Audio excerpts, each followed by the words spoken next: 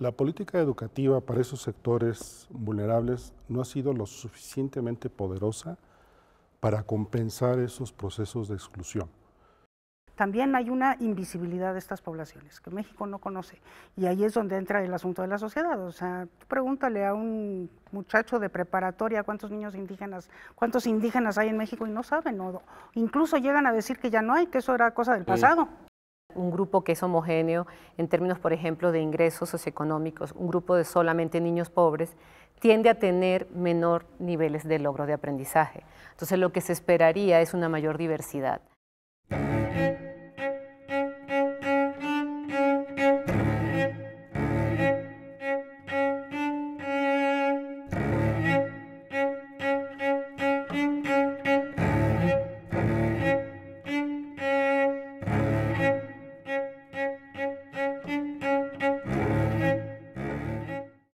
Señoras y señores, bienvenidos una vez más a esta serie especial sobre la reflexión y el análisis de la educación, pensar en la educación. Gracias por acompañarnos a nombre de Canal 22 y a nombre del Instituto Nacional de Evaluación para la Educación. Les doy a todos ustedes la más cordial bienvenida. Gracias por acompañarnos.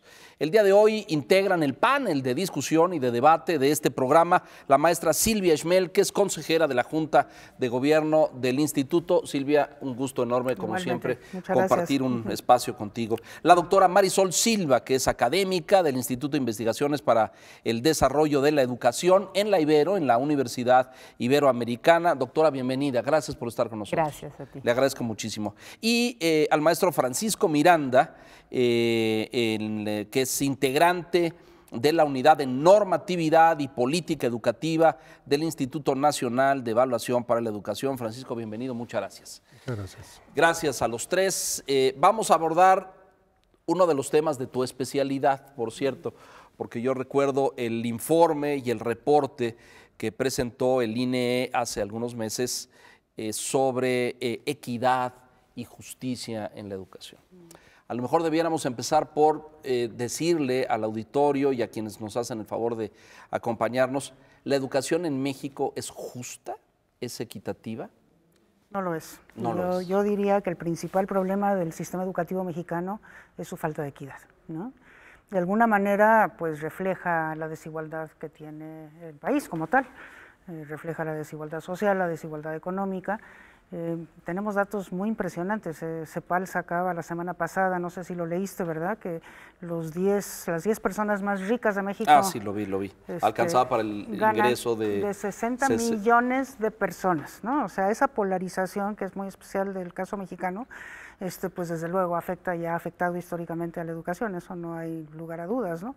De hecho, por ejemplo, a pesar de que hay un índice que se llama el coeficiente de Gini, que mide la desigualdad, o la concentración del ingreso, como la quieras ver, y resulta que nuestro coeficiente de Gini no está tan mal, ¿verdad? O sea, andamos ahí como a la mitad de América Latina. América Latina es el continente más desigual del mundo. Pero ¿incluso más desigual que África? Más desigual, como desigual, es el más desigual del mundo. Lo que pasa es que aquí tenemos contrastes muy polarizados, es decir, tenemos mucha concentración de riqueza en muy pocos. Tenemos pocos ricos, muy ricos, ¿no? Y muchos pobres, ¿no? Y nuestras Pero clases… México tiene más pobres. Más pobres. Sí, o sea, creo que solamente hay 2 países en América Latina que nos ganan en porcentaje de pobreza, ¿no? Entonces, pasa que tenemos una clase media que más o menos amortigua este Gini, por eso nos salimos tan mal, pero la pobreza sí es enorme. Entonces, claro que eso se refleja en la educación, sobre todo cuando desde la política educativa no se hace nada para contrarrestar esa desigualdad social en el sistema educativo. ¿Dónde radica, Marisol, dónde se ubica esta desigualdad, esta inequidad? Estamos hablando de contrastes entre ciudades y zonas rurales o zonas semirurales. ¿Ahí está la mayor inequidad, digamos? Bueno, la concentración de la inequidad se observa en la manera como las personas tienen acceso a la educación en cualquiera de sus niveles. Y si hacemos un análisis de la desigualdad, un peso importante es el nivel socioeconómico. El origen social determina la ruta o la exclusión que puedes tener en relación con la educación, y los niveles de ingreso siguen pesando mucho en los diferenciales que tienen los estudiantes cuando van a las escuelas.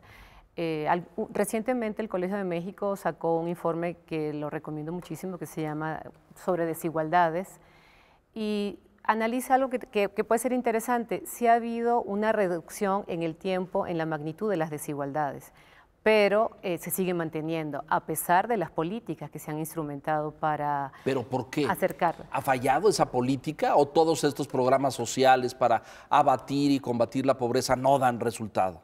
Bueno, ha habido, por ejemplo, en temas de acceso, ha habido un ingreso al sistema educativo estratificado.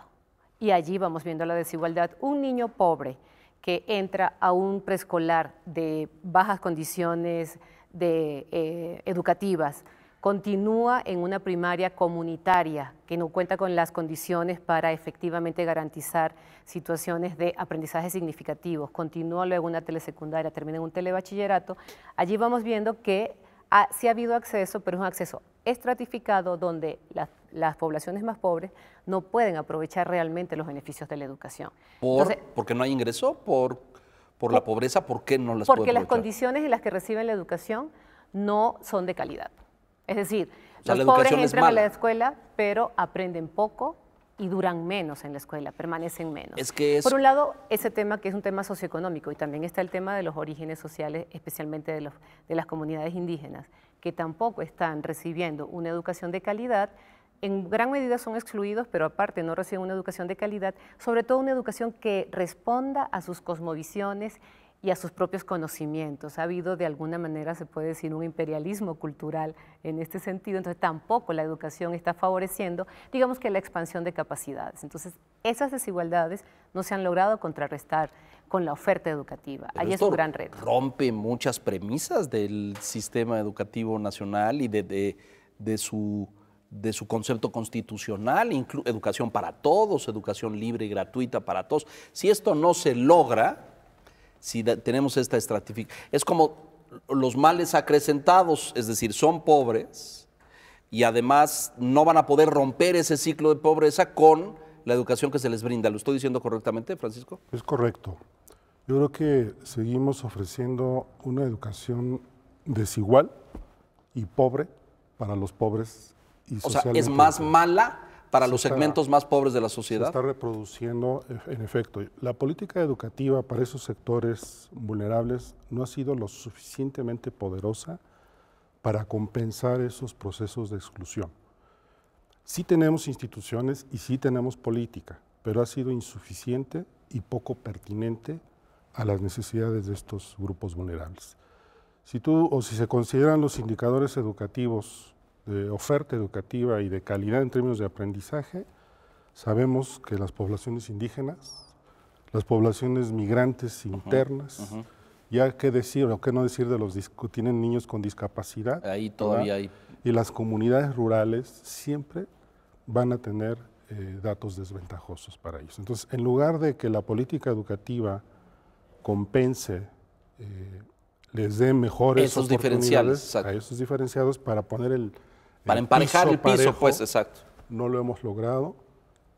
Y sobre todo, aunque se han hecho acciones para mejorar, digamos, oferta educativa, ahí tenemos un gran problema, pero no hemos mejorado resultados. Y yo creo que ese es uno de los grandes temas que A ver, tenemos. ahorita entramos a eso, me parece muy importante lo que dices, pero Silvia, esto lo sabemos hace tiempo, no es una novedad, es decir, expertos y investigadores y analistas en educación saben de esto hace años.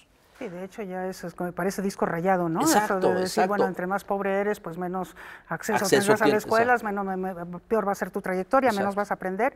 Y eso, pues la gente dice, pues eso ya me lo sé, ya me lo dijiste muchas veces. Claro. El problema es que no ha habido una política que contrarreste esa situación.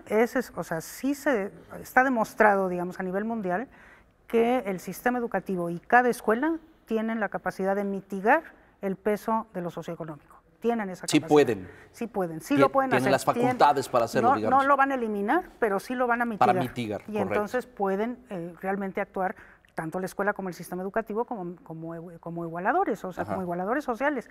Pero la verdad es que la política educativa no ha considerado a los pobres como Su prioridad. beneficiarios de la educación, no es su prioridad. Entonces pasan cosas como las siguientes: entre más pobre eres, menos se te destina a nivel de recursos.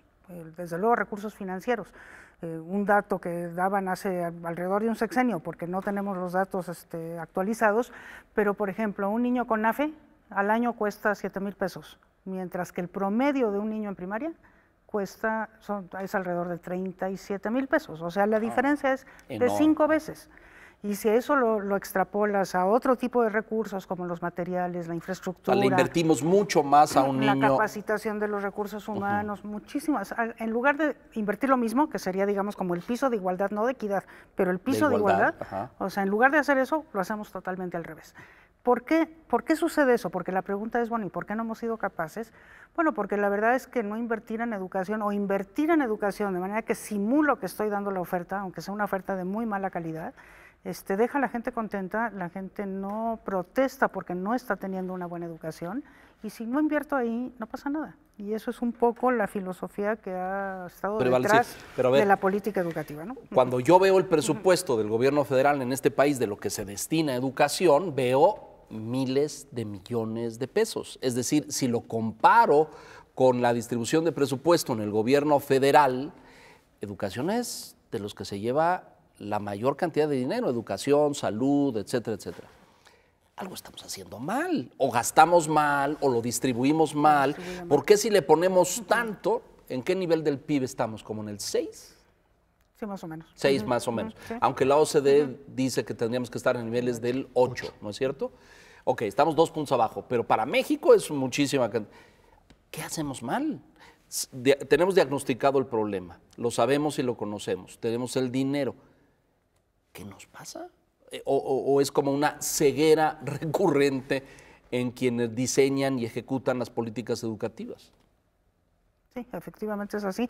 Digamos que el ejemplo que yo pongo son de muchos países, sobre todo de Europa Occidental, en donde a la escuela se le entrega el recurso, que es el per cápita de cada niño, lo que cuesta un niño en primaria multiplicado, o en secundaria, en el nivel que sea, multiplicado por la matrícula. Eso te asegura el piso parejo. Pero además de eso, hay un plus si estás en zona pobre, o si estás con una cultura diferente, o si hay niños discapacitados en tu escuela, siempre hay un plus, entonces siempre hay una compensación.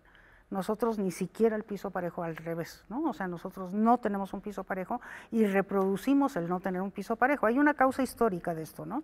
Y es que el sistema educativo fue creciendo de las zonas urbanas y de las zonas más ricas hacia afuera, hacia la periferia, hacia lo más lejano, pero cuando llegó a lo más lejano, llegó ya empobrecido, ¿no? El sistema educativo ya, bueno, pues ahora no te mando un maestro titulado y capacitado, sino te mando un egresado de bachillerato, o no te doy todos los recursos infraestructurales que necesitas, o te mando... O sea, desde siempre las escuelas rurales o las escuelas estuvieron en condición de desventaja. Seguimos haciendo eso, porque ahora estamos expandiendo el nivel medio superior, y estamos expandiendo a zonas rurales con lo que se llaman bachilleratos comunitarios. Y con bachilleratos medio-medio. Los bachilleratos comunitarios son esta manera pobre de atender a los pobres, ¿no?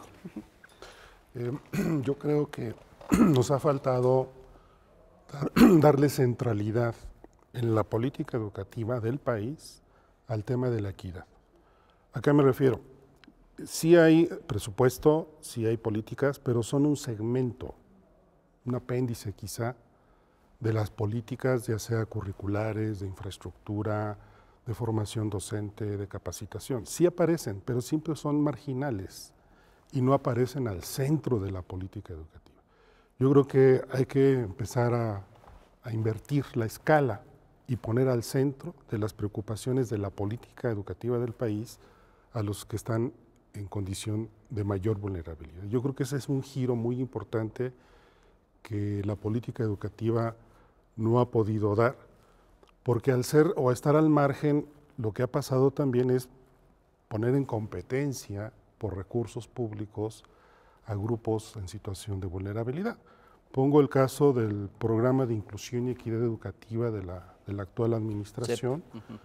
Juntaron una bolsa, integraron, eso me parece bien, lo que pasa es que integraron a los programas para atender a niños con discapacidad, a niños migrantes agrícolas internos, a telesecundarias, en fin, entonces, y de niños indígenas, de tutti frutti. Exactamente, y entonces hubo una especie como de competencia por recursos escasos, cuando lo que hay que hacer es que a esos grupos hay que ponerlos al centro de la política educativa. Yo creo que hay que avanzar en ese esquema más transversal de política pública. Sí, dos cosas.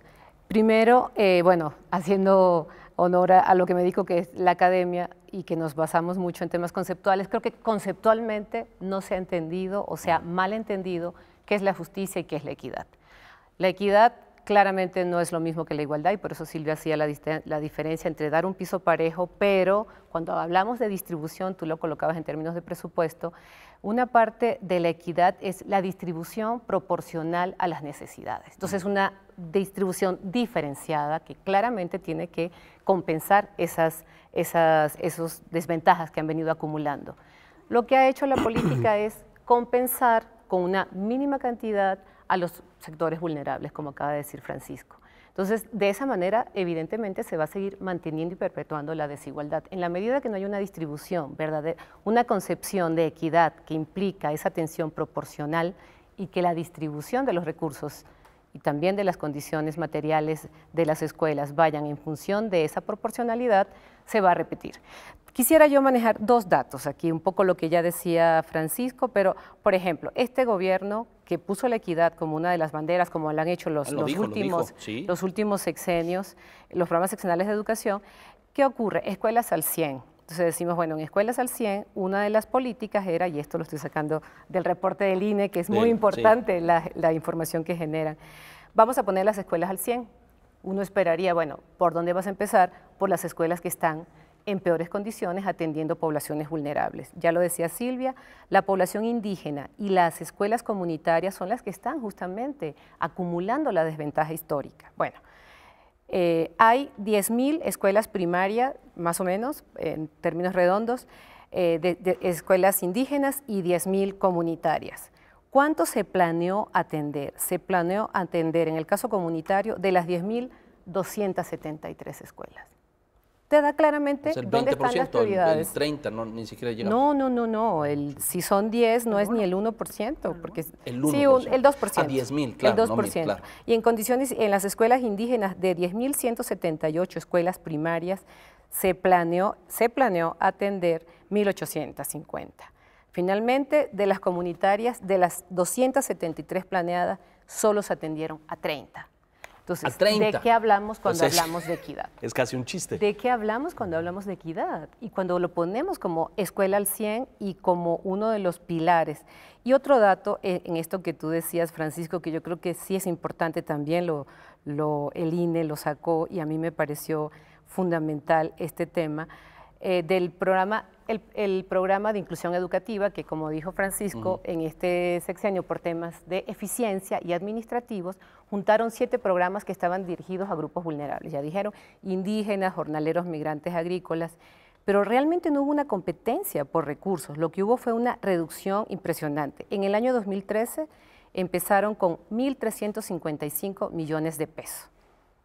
Que para el año 2017 a los 7 programas en su conjunto se les otorgó 383 millones, una disminución de 1.000 millones de pesos.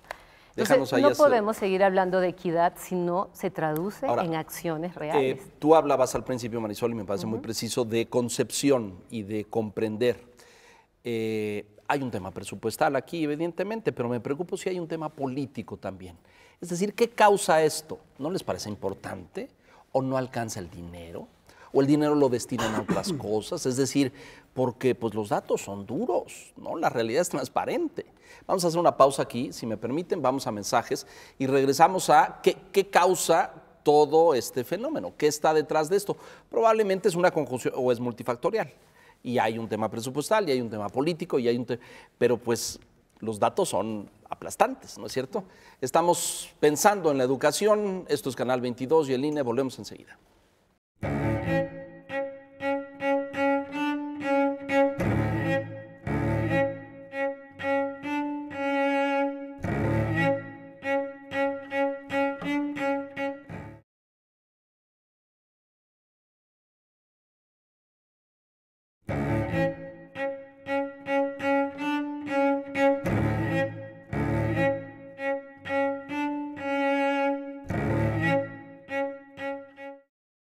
Bueno, ahí está un poco el panorama, ¿no? Ahí está el diagnóstico, los datos son aplastantes, decíamos. ¿Qué lo causa? Porque pues los que están ahí toman las decisiones, ven los mismos datos que conocemos todos. ¿No alcanza el presupuesto, Silvia? Es un tema de... Bueno, yo creo que sí. Francisco decía, no ponemos en el lugar o en la jerarquía adecuada lo más importante y ponemos otras cosas antes. ¿Qué está detrás de esto? Creo que las dos cosas que has dicho es cierto. Lo del presupuesto yo creo que sí es importante. Fíjate que México destina a los programas sociales apenas el 11%, o sea, deriva de impuestos apenas el 11% del PIB. Correcto. Y por ponerte un Recaudamos ejemplo... mal y poco. Recaudamos poco porque Dinamarca destina el 35%, o sea, de impuestos al PIB corresponden al PIB. Pero yo creo que hay dos, y tú lo mencionaste, es un problema político y bueno, los políticos tienen como su principal motivación que lo que hacen se vea y sea políticamente redituable. Y esto siempre, una inversión de esta magnitud y con este tipo de propósitos tarda muchísimo, tarda más que una administración el poder ver los resultados. Ese es yo creo que un problema. Y entonces, bueno, pues hay que invertir en aquello que sí es redituable políticamente. Que es muy vistoso, digamos. Sí, o sea, que tiene resultados a corto plazo, es más de cuestión de inmediatez. Y como no tenemos una sociedad que presione para que ese tipo de decisiones, o sea, no es el contrapeso, ese es por un lado es eso, entonces eso es yo creo que un problema, pero por otro lado también hay una invisibilidad de estas poblaciones que México no conoce y ahí es donde entra el asunto de la sociedad, o sea, tú pregúntale a un muchacho de preparatoria cuántos indígenas hay en México y no saben, o incluso llegan a decir que ya no hay, que eso era cosa del pasado. Que ya se acabaron. No conocen la realidad indígena. El otro día en la Ibero, a muchachitos de la prepa les hacíamos esta pregunta y los de la preparatoria respondían que no había. Que no había indígenas. A 20 minutos de la preparatoria Ibero hay comunidades, hay una comunidad indígena ahí. Bueno, y los jornaleros agrícolas migrantes, por ejemplo, tú hablas de jornaleros agrícolas migrantes y la gente no sabe qué es eso. Hay una migración interna que afecta a 350,000 personas en edad escolar y que apenas el 15% está inscrito en la escuela. Pregúntale a un mexicano común y corriente si sabe qué es eso, no sabe lo que es eso. Bueno, ahora ya están un poco más en la mesa de debate, pero durante muchísimo tiempo fue una realidad invisible. Entonces se lucra con esta invisibilidad para no tener que invertir, ¿no? Hasta que no haya un problema social que, ¿Coinciden con que esta lo visión? haga emerger, ¿no? Marisol, Francisco, ¿agregarían elementos sobre estas causas? Coincido, sin embargo, yo sí creo que tenemos que mirar también a lo que pasa fuera del sector educativo. Si bien es cierto, Silvia lo señalaba, de que la educación puede hacer la diferencia, también hay que considerar lo que está pasando fuera de la educación, porque el tema es un tema de intersectorialidad también. Tenemos 46% de pobreza en México y además con un dato importantísimo de que la movilidad intergeneracional se ha detenido.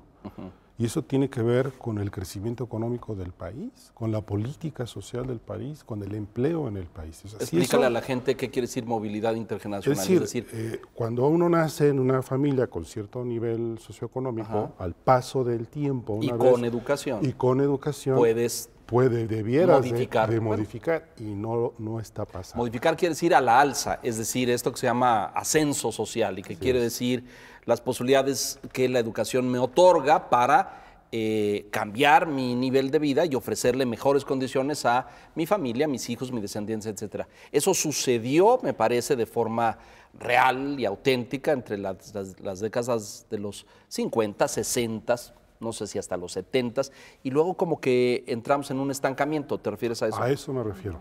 Y esto es muy importante porque si no agilizamos y generamos esquemas de política pública en estos otros sectores, por más que hagamos en educación, no vamos a lograr el propósito de nivelar el piso y de garantizar resultados equitativos. Bueno, lo que dices es tan grave que pues entonces la educación no sirve. Porque si la educación, que es el principal instrumento para ese cambio social, para saber más, conocer más, alcanzar un desarrollo profesional y por ende otorgar una serie de benefactores a mi comunidad y a mis seres queridos, pues entonces la educación está resultando inútil. Bueno, esta educación está resultando a esa me refiero, sí, a esta. Sí, porque... Hablamos de esta, sí, porque si hablamos de la de Alemania, pues es otra. No, pero lo que sucede es que no se está distribuyendo la calidad, ese es el problema. Estamos distribuyendo oportunidades de acceso, estamos mejorando las posibilidades de permanencia, pero como bien decía Paco, los resultados no los estamos moviendo desde hace ya varias décadas que los resultados están igual, desde que los medimos, digamos. Y desde entonces los resultados no han cambiado. Entonces, ¿qué pasa? Que no estamos distribuyendo calidad. Entonces, si no distribuimos calidad, eso no lo vamos a lograr nunca, ¿no? Eso es. Desde, agregando al tema político, que estoy totalmente de acuerdo con lo que ya se dijo aquí, otro elemento tiene que ver con las reformas, ¿no? Ese es un punto que yo creo que es importante también, que tiene que ver con decisiones en materia de política pública. Y las reformas, la reforma reciente y otras reformas han tenido algunos errores que son claves. Se pretende modificar las condiciones en las que operan la escuela o las becas para los niños en la escuela, pero no se ha aparejado de la reforma de la formación inicial y la actualización de maestros, que habrá sido un tema tan importante, pero que en la medida que no van aparejadas las reformas, por ejemplo, en modelos educativos, en maneras de enseñar, en nuevos contenidos curriculares, y eso no va de la mano con la formación que están recibiendo los maestros en su formación inicial y con la formación y la actualización constante, entonces cada pensamiento va por un lado distinto. Eso es uno de los factores que desde materia de política educativa también ha ido, digamos, contribuyendo de manera negativa a que los resultados de aprendizaje no se vayan alineando con lo que se espera de la educación a nivel nacional. Entonces, allí hay un tema también de cómo se tienen que formular e implementar las reformas para causar realmente los cambios que necesitamos en educación. Creo que tenemos dos temas fundamentales que abordar aquí con un poco más de profundidad. Uno, resultados, y dos, el tema de la reforma. Esta última, para no irnos a otras anteriores, cuando yo platico con los maestros y les pregunto ¿cuántas reformas un maestro que tenga 20 años en la docencia o 25 años? Y les pregunto, ¿cuántas reformas ha visto usted pasar durante su ejercicio profesional? Y me dicen, uy, no, pues mire, así que me acuerde yo bien, como 7, ¿no? Es decir, porque hemos tenido aquí para dar y repartir.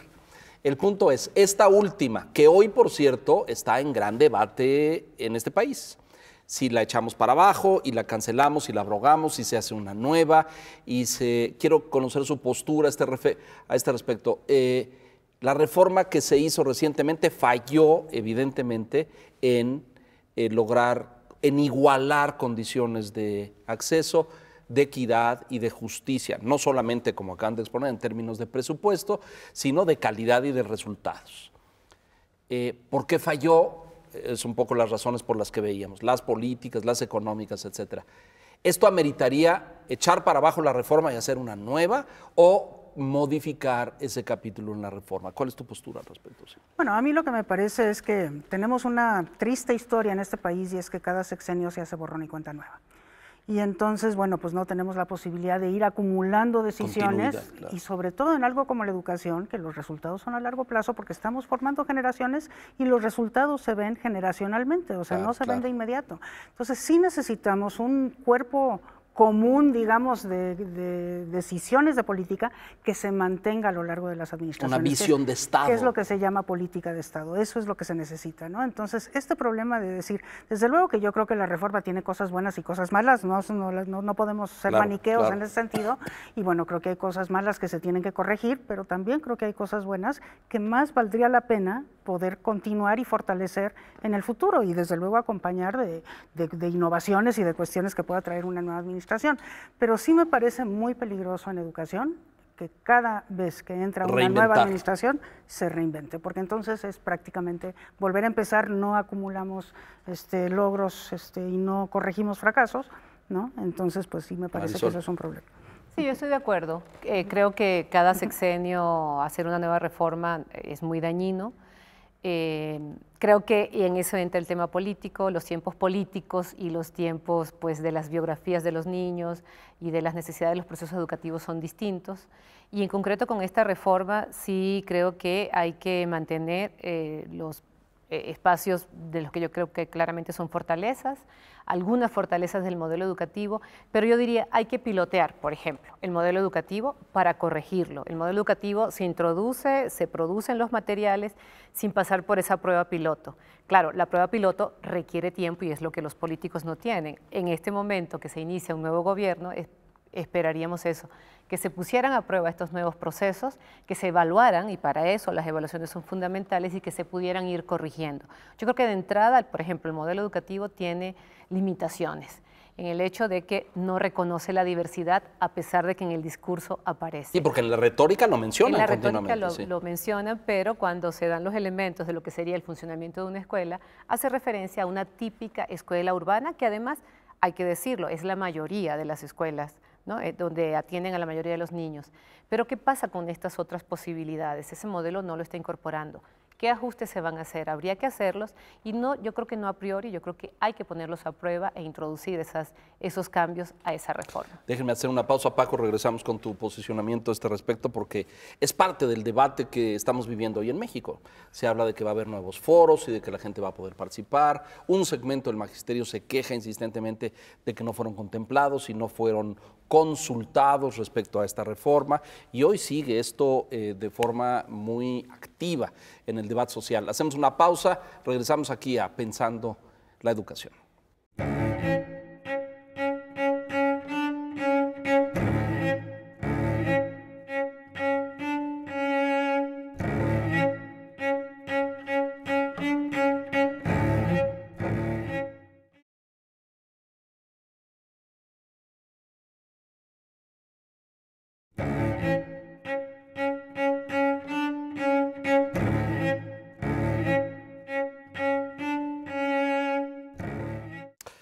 Seguimos en esta discusión. Francisco, ¿cuál debiera ser en este contexto la postura de la nueva administración o del nuevo gobierno?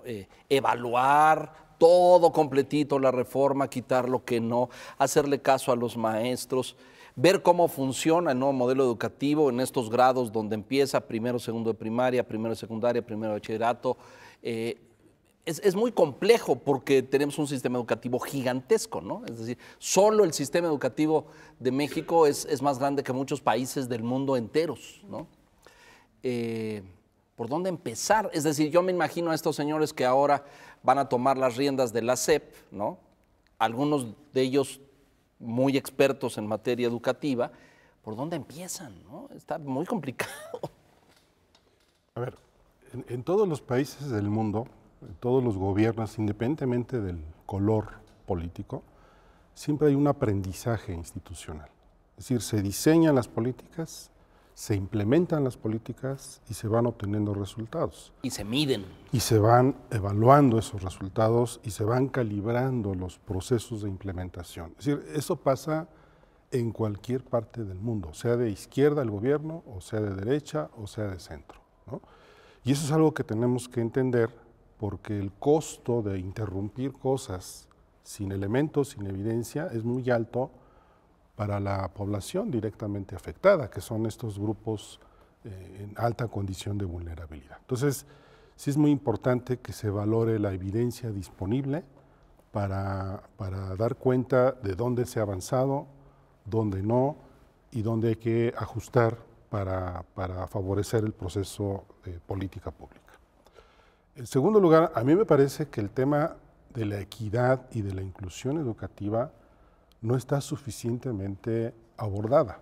Es decir, estamos discutiendo que buena parte del problema es que pierde centralidad en la política y en un proceso de consulta y de debate, pues aparece al margen cuando debiera de aparecer al centro de todas las discusiones de cobertura, de infraestructura, de currículum, de formación docente. Y al parecer no lo está haciendo y eso puede llevarnos a cometer errores muy similares de lo que hemos aprendido.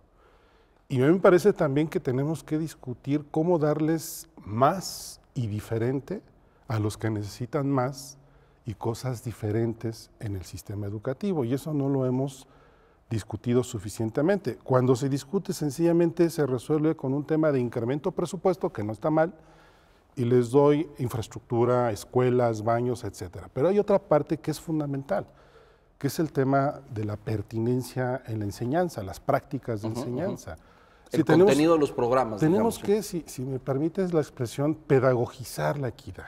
O sea, buscar mecanismos para que desde el currículum, la formación docente, la capacitación, los materiales educativos estén generando innovaciones permanentes para atender a toda esta franja de población vulnerable que también tiene sus particularidades. No es lo mismo un niño indígena que un niño en condición de discapacidad o un niño indígena y discapacitado además, ¿no? O sea, Bueno, ya son como todos los males juntos pero en se dan, los ojos de se este. dan. Entonces sí tenemos que generar ese impulso y algo que es fundamental y que no hemos desarrollado suficientemente es el apoyo social a estos grupos. No solamente tiene que ver con lo educativo, tiene que ver con el acompañamiento social, psicológico, moral incluso, para lograr que estos grupos tengan la capacidad de generar proyectos, porque su situación les impide ver en el futuro. Entonces, ¿cómo hacemos para generar proyectos de vida, proyectos sociales, acompañados de un esquema de formación? ¿Ven ustedes, Silvia, Marisol, condiciones en el actual escenario político de México, en esta etapa de transición que vivimos, un nuevo equipo tomando las riendas de la Secretaría de Educación Pública, etcétera, etcétera, para que se dé todo esto, para que se dé un debate, una reflexión, un análisis, escuchen a los expertos? ¿Ven ustedes condición para que esto suceda? Yo creo que sí hay condiciones, yo en ese sentido sí tengo la esperanza. A mí me preocuparía muchísimo que se le volviera a entregar la educación a grupos de interés que no se preocupan por la educación. Eso nos ha pasado en la historia, sabemos qué es lo que eso significa. A mí me preocuparía mucho que eso volviera a suceder. Sin embargo, sindicatos. Pues, sindicatos fundamentalmente, o escisiones del sindicato, digamos, Sí, ¿no? ramas, pues, pero cuyos intereses, porque no todos los intereses sindicales son no educativos, pero hay algunos de ciertas facciones que son intereses que claramente no son educativos. Eso me preocuparía muchísimo, que en este afán de escuchar, se escucha a esos sectores y se ceda, digamos, ante esos sectores, porque me parece que eso es lo que le ha hecho daño al sistema educativo mexicano. A mí eso me preocuparía muchísimo. Pero sí creo, por otro lado, que hay condiciones. Se ha hablado de que calidad y equidad de la educación tienen que estar en el centro. Entonces, con eso al centro y sabiendo que lo que va a sacar este país adelante es la educación, pues a mí me parece que sí, cualquier gobierno sensato se tiene que sentar a decir cómo aseguramos calidad con equidad, ¿verdad? O sea, o cómo aseguramos el derecho de todos a una educación de calidad otra vez. Entonces, sí creo que, bueno, pues lo que implica eso es no solamente escuchar a los expertos, escuchar a todos, también escuchar a los expertos, recoger de la investigación educativa, evaluar las cosas que han funcionado en el pasado y armar rápidamente, ¿verdad?, una política pues sí, de gobierno. Ojalá. Me preocupa que a lo mejor pueda ganar, una vez más, lo ideológico y lo político por encima de lo pedagógico. Eso es lo que... Marisol. Sí, yo coincido con lo que dice Silvia, yo también tengo esperanza, creo que puede ser un momento con una legitimidad política en muchos ámbitos y muchos niveles, y que eso podría ser una fuerza importante para avanzar en los cambios que se necesitan. Por ejemplo, de parte de los maestros, oír a los maestros y atender las innovaciones pedagógicas que hay en diferentes sectores del magisterio, eso puede ser un elemento positivo que se podría combinar con este margen de autonomía que está muy poco claro en el modelo educativo, pero que podría dar lugar a esto. Hay buenas prácticas en el país, en diversos sectores, buenas prácticas pedagógicas, pero que no se consolidan, no se atienden, no se asumen, y siempre, digamos, la orientación va por otros caminos. Entonces, en la medida que podamos dialogar sobre ese conocimiento generado en las pequeñas comunidades y que eso pueda trascender al salón de clases, yo creo que ahí hay una esperanza. El compromiso de los maestros tendría que ser fundamental para esto, y también oír a los maestros, ya no solamente en términos laborales, sino en términos pedagógicos. Allá hay propuestas y yo creo que se tendrían que recuperar, y estas consultas que sirvieran para eso, porque volver a legitimar algo que ya está dado sería realmente fatal para la educación. Más bien que estas consultas sirvieran para encontrar esas alternativas, esas incorporaciones, esas reconocimiento de prácticas que existen y de posibilidades. Ojalá, esa es mi esperanza, que eso pudiera ocurrir. Creo que también como sociedad tenemos que comprometernos en este ¿Qué momento. le toca, cuando hablamos de eso, tú lo mencionaste hace un rato y tú también, qué le toca a los demás? ¿Qué le toca al padre de familia? ¿Qué le toca a la comunidad? Porque pues hay cambios, hay modelos, los directores de escuela anuncian cosas, pasan, y pues generalmente como que permanecemos en una actitud muy pasiva, me parece. ¿Qué le toca cuando hablas de compromiso de la sociedad, o qué les toca a los demás? Sí, yo creo que hay un dato que es muy preocupante y es el grado en el que la población mexicana está complacida con la educación que recibe, ¿no? Que en todas las encuestas están contentos con su escuela, están contentos con su maestro, con lo que pasa, y eso de lo que nos habla es pues de una población poco informada acerca de sus derechos en materia de educación, ¿no? Entonces yo creo que lo primero que tenemos que hacer es eso, ¿no? Una sociedad informada que conozca sus derechos y que sea capaz de exigir, porque bien sabemos que la calidad tiene mucho que ver con la capacidad de exigir. Hay que exigir calidad para que se logre la calidad. Entonces eso me parece que no está dado y eso pues se traduce a nivel de los padres de familia de un aula, de la comunidad en una escuela, pero también de la sociedad en general. Necesitamos una sociedad... Lo que pasa es que ahí hay me parece que tú dices, exigir calidad. Empezaríamos, ¿qué es calidad? Calidad es que, tú decías resultados hace un rato, ¿qué es eso? ¿Sacar 10 en el examen? Pues eso un maestro lo puede poner fácilmente sin que haya aprendizajes adquiridos, sin que haya habilidades y competencias desarrolladas, etcétera. Es decir, eso es fácil, ¿no? Eso es muy sencillo. Y el padre de familia pues se queda así. ¿Qué es calidad? ¿Que repita las tablas de multiplicar en segundo de primaria o que conjugue verbos en quinto? Es bien variable eso. Es decir, para un padre de familia y sobre todo cuando hablamos de un mundo que cambia premisas educativas y que hoy tienen que desarrollar otras cosas y no repetir y no memorizar, es muy difícil hablar. ¿Qué exijo de calidad? Claro. Sí, bueno, no sé, Paco. Yo voy a volver a las tres cosas que... A ver, yo tengo también esperanza en que haya una política educativa pertinente y adecuada, porque la agenda del gobierno actual pues es muy coincidente con la necesidad de atender a los grupos en mayor vulnerabilidad. Y hipotéticamente, diríamos eso. Pero también veo ahí algunos riesgos de grupos de interés o de segmentos. Okay. ¿No? Pero en términos de agenda política existe esa posibilidad y creo que hay que desarrollarla. En segundo lugar, hace rato Silvia hablaba de la visibilización de estos grupos que a veces son invisibles. En el debate actual sobre garantía de derechos, se habla, por ejemplo, ya no solamente de satisfacer necesidades prácticas que tiene la gente, sino también atender a sus intereses estratégicos. Y eso es algo que tenemos que tener muy claro. O sea, ¿qué se espera en el futuro para estos actores? ¿Qué roles, qué responsabilidades, qué poder van a tener y qué apoyos van a tener para el desarrollo futuro? Porque tenemos que pensar en el futuro. Y eso me parece que no ha sido suficientemente desarrollado y requiere un esquema de consulta. ¿A quién le toca hacer eso? ¿A la autoridad? Y de participación, a la autoridad y a la sociedad. La autoridad tiene en esta reforma un perfil de egreso, de bachillerato, me parece, o de secundaria, no me acuerdo bien. Educación obligatoria. De básica, ¿no? Un perfil de egreso, es decir, el modelo de cómo debiera salir un estudiante con eso, con qué aprendizajes, qué competencias, tendrá la habilidad en fin, hay un perfil ahí que se ha avanzado, pero es uno, ¿no? Es como ese para todo el país, y hablábamos de diferencias, distorsiones, zonas, vulnerabilidades. Déjenos hacer una pausa aquí rápido y volvemos rápidamente a esto. Estamos pensando en educación, Canal 22, el INE, volvemos enseguida.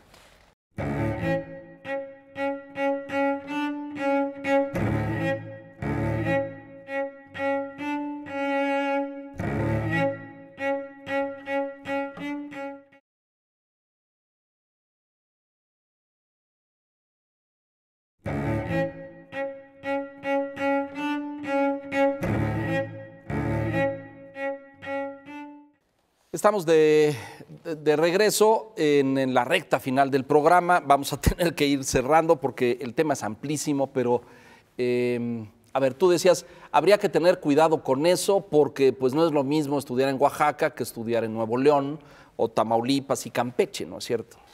Sí, los contextos son diferentes, pero hay conocimientos y habilidades que deben de ser universales. Universales y para el ciudadano mexicano. Entonces, eso es algo que ya resolvió la Secretaría de Educación Pública, es decir, ¿esto tiene que ser para todos igual o todavía tenemos debate sobre eso? A mí me parece que es un avance lo que se hizo, ¿no? Porque se redujo y se definió como aprendizajes clave cosas que todo niño tendría que saber. Nadie podría estar en contra de esos aprendizajes claves, o sea, todo el mundo tendría que tenerlos, porque son aprendizajes de conocimientos, que son los menos, pero competencias, habilidades, el saber hacer, el saber entender, el saber interpretar, comprender, tener pensamiento crítico, Ajá, tener claro, habilidades todo superiores esto, de sí. pensamiento, todas estas cosas y las habilidades socioemocionales. Entonces yo creo que el problema es cómo, o sea, finalmente lo que importa es asegurar que eso, ese mínimo común que todo Esté en niño en todos cualquier lados. parte del mundo Sí. lo tiene que tener, todo el mundo lo tenga y que las habilidades, que también son necesarias para todo, se desarrollen a partir de lo que se conoce y de lo que es relevante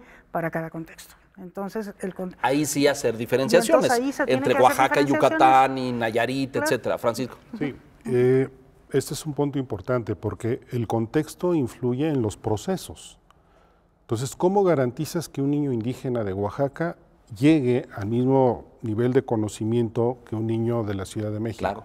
Sus contextos son diferentes. Entonces, allá habla una lengua materna. Tendrás que apoyar el desarrollo en su lengua Claro, materna. para que no la pierda. Para que no la pierda y en lugar de marginarla, fortalecerla Claro. para que sus resultados sean equivalentes. Entonces, el tema no es de resultados o de resultados en términos de garantía de lo que tienen que saber todos los niños, sino los procesos que tienes que desarrollar de manera diferente de acuerdo a las necesidades de cada niño en su contexto socioeconómico, cultural y escolar. Y es ahí donde tenemos muchas cosas que hacer, porque los perfiles se definen y ya están definidos. Ahora, ¿cómo le vamos a hacer para que los migrantes, los discapacitados, los indígenas puedan tener acceso a esos resultados educativos? Y eso tiene que ver con qué recursos los vas a dotar en infraestructura escolar, en docentes, en equipamiento tecnológico inclusive, y qué procesos vas a desarrollar para poder llegar a esos resultados en los mismos términos que lo que puede tener un niño de la Ciudad de México. Sí, dos cosas sobre qué hacer en términos para mejorar la calidad. Una de las cosas que está comprobado es que el efecto que tiene el grupo, la composición del grupo, influye mucho en los aprendizajes de los niños. Un grupo que es homogéneo, de lo que llamamos segregación escolar, un grupo que es homogéneo en términos, por ejemplo, de ingresos socioeconómicos, un grupo de solamente niños pobres, tiende a tener menor niveles de logro de aprendizaje. Entonces, lo que se esperaría es una mayor diversidad. Pero es difícil combatir, digamos, la segregación escolar porque tiene que ver con segregación espacial, territorial, etc. Sin embargo, aún en esas condiciones también se da segregación escolar con ciertas prácticas educativas. Por ejemplo, los turnos vespertinos. A los turnos vespertinos se dirigen los niños que tienen menores logros y mayores déficits en aprendizajes. Entonces, creo que sí hay políticas todavía administrativas dentro del sistema educativo que tendrían que aplicarse para contrarrestar esta segregación que está impactando de manera negativa en los aprendizajes. Otra cosa que está también detectado por la investigación educativa son los periodos de transición. El primer año de primaria, el primer año de secundaria y así hasta la universidad. Esos momentos de transición son momentos claves para asegurar la adaptación, la integración de los chavos a las escuelas y para obtener también sus logros. Sin embargo, a pesar de que la investigación educativa ha reportado información importante sobre esto, no se toman en cuenta esos momentos que son estratégicos. Entonces, creo que dentro del círculo en el que estamos, del modelo en el que se tiene y de las posibles ajustes, hay cosas que sí se pueden hacer sin que implique demasiados recursos y demasiados costos. Entonces, hay que ir atendiendo estas pequeñas cosas y hacer estos pequeños ajustes en favor del aprendizaje. Y yo diría, se ha hablado mucho del derecho a la educación. El INE propiamente ha trabajado mucho en esta línea y queda como que el derecho a la educación se invisibiliza. ¿A qué se refiere? Creo que ya hay que avanzar en el tema del derecho a aprender. Es necesario colocar en la mente de todos los que estamos dentro del sistema educativo, pero también a nivel social, que el derecho es aprender, a disfrutar de los conocimientos y de los aprendizajes significativos. Esto no Les pediría, no está ocurriendo. a manera de cierre, conclusiones en ese sentido, Francisco, por favor. Bueno, yo creo que de lo que hemos aprendido habría, al menos desde mi punto de vista, hacer 4 cosas fundamentales. Uno, yo lo mencioné, tenemos que colocar el tema de la inclusión y la equidad al centro de la política educativa. Correcto. Que desde ahí se discuta infraestructura escolar, formación docente, materiales educativos y currículum. No ponerlo al margen, sino al centro como elemento articulador como que sea de la el eje. política. Exactamente. Correcto. ¿No? Ese creo que es un primer punto. Segundo, si tenemos una política de esa naturaleza, vamos a poder hacer más claro el presupuesto asignado a estos grupos y dónde lo vamos a invertir y con qué esquema de seguimiento vamos a transparentar el ejercicio de ese presupuesto y de este gasto público. Tenemos que, en esa perspectiva, invertir en infraestructura básica. O sea, lo básico desde baños un plan dignos, en esta administración, pero creo que fue insuficiente. pero ya se mencionó que fue muy diferente y muy sí, estratificado. Pero ahí sí, hay que equipar escuelas. Al ponerlo al centro, claro. tú tienes que ver que hay que equipar escuelas en lo fundamental, en equipamiento, y eso es de manera sustancial. La otra parte es la parte pedagógica. Todo el tema de formación y prácticas docentes, yo sí insistiría en que necesitamos un área de innovación educativa dirigida a este tipo de grupos. Tenemos atisbos, pero no ha sido suficiente. Tenemos de que construir algo mucho más sólido en términos institucionales. Conclusiones, Marisol, por favor. Apoyo lo que dices, Francisco, y yo creo que le toca hacer a la sociedad, a los medios de comunicación, yo ahí diría pedagogía social. Tenemos que entregar información fidedigna, tenemos que empoderar a los ciudadanos y a las ciudadanas en el conocimiento de sus derechos y la exigibilidad de los derechos. Eso me parece que es clave. Y volviendo al tema de calidad, la gente sí tiene referentes de calidad y eso es lo que tenemos que también manejar. ¿Por qué los chavos quieren entrar a la UNAM? ¿Por qué los chavos quieren entrar al Polio? ¿Por qué quieren entrar a los bachilleratos de la UNAM? Porque saben que allí hay oferta de calidad. Entonces sí hay referentes de calidad en ciertos niveles de la trayectoria educativa que no hemos ido desplazando hacia lo que se esperaría en los niveles de educación básica. Entonces creo que sí trabajar con la sociedad y trabajar desde el propio campo educativo es importante para reforzar esta idea de calidad. Gracias, Marisol. Silvia. Yo, estando de acuerdo con eso, añadiría nada más dos cosas. Una primera tiene que ver con que para mí la calidad, si no llega al aula y a la escuela, es como si no existiera. Claro. ¿Cómo le hacemos para hacer es una que teoría. Es muy difícil, ¿no? Pero ¿cómo le hacemos para hacer una política pública que tenga a la escuela al centro? Yo creo que esta administración avanzó un poco en eso. Sería de las cosas que a mí me parecería muy triste que dejáramos atrás, pero finalmente de lo que se trata es de que cada escuela haga lo necesario, se vincule con su comunidad, tenga las capacidades los docentes, estén siendo acompañados para irlas logrando, ¿no? Y estén haciendo un trabajo de formación relevante a todos sus alumnos. Entonces, a mí me parece que ese asunto de la escuela al centro, de cuidar lo que pasa en el aula y en la escuela es fundamental. O sea, las políticas grandes las necesitamos, pero la chiquita, la que llega a la escuela es. Y lo otro es, ahora doy el salto a lo macro, ya de alguna manera Paco lo decía, sí tenemos que hacer políticas intersectoriales. A mí me parece eso fundamental. Un problema de las zonas rurales de México es que las zonas rurales están abandonadas. Entonces, si nosotros invertimos en educación, mientras no haya empleo, no haya desarrollo regional, no haya posibilidades de realmente permanecer en esa zona con una vida digna, claro, se da la migración entonces, pues lo que vamos a hacer es simplemente descremar. Claro. Entonces, a mí me parece que las políticas intersectoriales en todos lados, pero en las zonas rurales muy evidente, son necesarias, ¿no? Muy bien, bueno, pues se nos acaba el tiempo. Les quiero dar las gracias. Dejamos muchos temas en el tintero y sobre la mesa. No le entramos a los resultados de fondo, al tema de la evaluación también delicado, o al de la formación docente que ustedes mencionaron por ahí un poco tangencialmente, pero que es capital para esto, ¿no es cierto? Es decir, si no formamos a lo mejor maestros oaxaqueños para Oaxaca o poblanos para Puebla, con el arraigo, la cultura y el contexto, pero con calidad, pues a lo mejor no vamos a lograr ni la inclusión equitativa ni la justicia. Pero les quiero dar las gracias a la doctora Marisol Silva, académica del Instituto de Investigaciones para el Desarrollo de la Educación en la Universidad Iberoamericana. Bienvenida, Marisol, muchas gracias. A el maestro Francisco Miranda, de la Unidad de Normatividad y Política Educativa del INEE. Gracias, Francisco, muy amable. Y a la muy querida maestra Silvia Schmelkes, consejera del Instituto Nacional de Evaluación para la Educación, integrante de la Junta de Gobierno. Gracias, les agradecemos el tiempo, el esfuerzo, la reflexión. Y bueno, estamos en una etapa fundamental en México respecto a la reflexión, el debate y la discusión de estos temas educativos. La educación es de todos los mexicanos, la educación no es de un sector, de un sindicato, de una dependencia, de una secretaría. La educación es de todos y todos tenemos la responsabilidad de participar, debatir, opinar y exigir nuestros derechos. Soy Leonardo Kurchenko. Gracias. Hasta la próxima.